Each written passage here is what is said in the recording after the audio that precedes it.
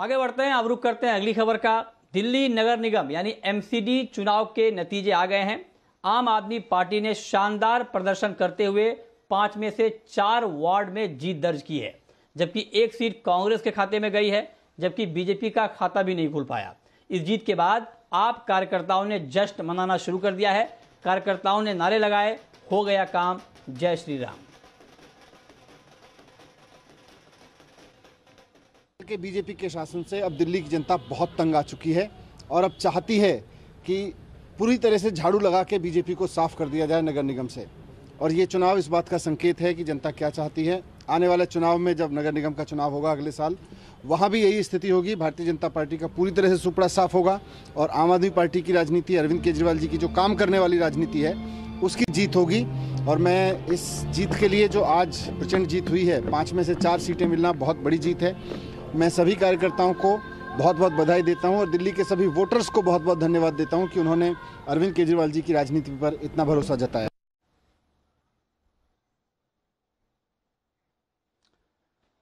आगे बढ़ते हैं। देश में कोरोना वैक्सीनेशन का काम लगातार जारी है। इसमें वैक्सीनेशन के प्रति लोगों में जोरदार उत्साह दिखाई दे रहा है। वैक्सीनेशन के दूसरे चरण में आज देश के राष्ट्रपति रामनाथ कोविंद ने भी कोरोना का टीका लगवा लिया है। राष्ट्रपति कोविंद ने दिल्ली के आरआर हॉस्पिटल में कोविड-19 वैक्सीन की पहली डोज ली है। आपको बता दें कि बीते 2 दिनों में ही कुल 5 लाख से ज्यादा लोगों को वैक्सीन लग चुकी है और करीब 50 लाख लोग रजिस्ट्रेशन करा चुके हैं।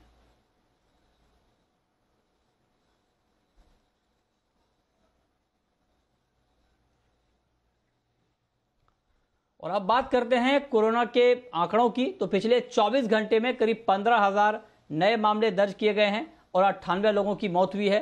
पिछले 24 घंटे में 13,000 से ज्यादा लोग वायरस से ठीक भी हो चुके हैं, यह आंकड़ा भी है। फिलहाल देश में कोरोना के कुल संक्रमितों की संख्या 1 करोड़ 11 लाख से ज्यादा हो चुकी है, जिसमें से 1 करोड़ 8 लाख से ज्यादा लोग ठीक हो चुके हैं। देश में कोरोना मरीजों के मिलने की रफ्तार लगातार तेज होती जा रही है। 15 राज्य और केंद्र शासित प्रदेश ऐसे हैं जहां पॉजिटिविटी रेट यानी मरीजों की मिलने की रफ्तार 5% से ज्यादा है। सबसे ज्यादा महाराष्ट्र में 13.2% पॉजिटिविटी रेट है। इसके अलावा गोवा, नागालैंड और केरल में भी कोरोना के मरीजों की रफ्तार बढ़ रही है। स्वास्थ्य मंत्रालय के मुताबिक कोरोना के केस बढ़ने की एक बड़ी वजह शादियों में जोड़ने वाली भीड़ है। नॉर्थ इंडिया में शादियों का सीजन चल रहा है। बड़ी संख्या में लोग कोरोना गाइडलाइंस को ताक पर रखकर पार्टियों में शामिल हो रहे हैं, जिसकी वजह से केसेस तेजी से बढ़ रहे हैं। पंजाब में कोरोना के डेथ रेट के मामले सबसे ज्यादा हैं। यहाँ हर 100 कोरोना मरीजों में लगभग 3 लोग जान गंवा रहे हैं। डेथ रेट जहाँ देश में सबसे ज्यादा 3.2% है, दूसरे नंबर पर महाराष्ट्र में 2.4% की रफ्तार से लोग जान गंवा रहे हैं। कोरोना वैक्सीनेशन का दूसरा चरण 1 मार्च से शुरू हो गया है। इसमें 60 साल से ज्यादा उम्र के लोगों और किसी बीमारी से पीड़ित 45 से 59 साल के लोगों को वैक्सीन दी जा रही है। स्वास्थ्य मंत्रालय ने बताया कि वैक्सीनेशन के दूसरे चरण में अब तक 50 लाख लोगों ने कोविन पोर्टल में वैक्सीन लेने के लिए रजिस्ट्रेशन कराया है। इस बीच एक दूसरी समस्या पैदा हो गई है। भारत में शुरू हुए विश्व के सबसे बड़े वैक्सीनेशन अभियान के तहत 16 जनवरी से 1 फरवरी तक देश भर के हेल्थ केयर वर्कर्स और फ्रंटलाइन वर्कर्स को वैक्सीन की पहली डोज लगी थी। लेकिन 13 फरवरी से 28 फरवरी तक जिन लोगों को दूसरी डोज लगनी थी, उनमें से लाखों लोगों ने ये दूसरी डोज नहीं लगवाई है। वैक्सीन की दूसरी डोज ना लगवाने वालों को लेकर हेल्थ सेक्रेटरी राजेश भूषण का कहना है कि किसी को बाध्य नहीं कर सकते, उन्हें सिर्फ जागरूक किया जा सकता है। वहीं देर से दूसरी डोज लेने वाले या ना लेने वालों पर नीति आयोग के सदस्य डॉक्टर पॉल ने कहा कि दूसरी डोज जरूरी है।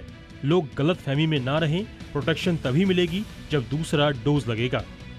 केंद्र सरकार ने देश के सभी प्राइवेट अस्पतालों को कोरोना वैक्सीन लगाने की इजाजत दे दी है।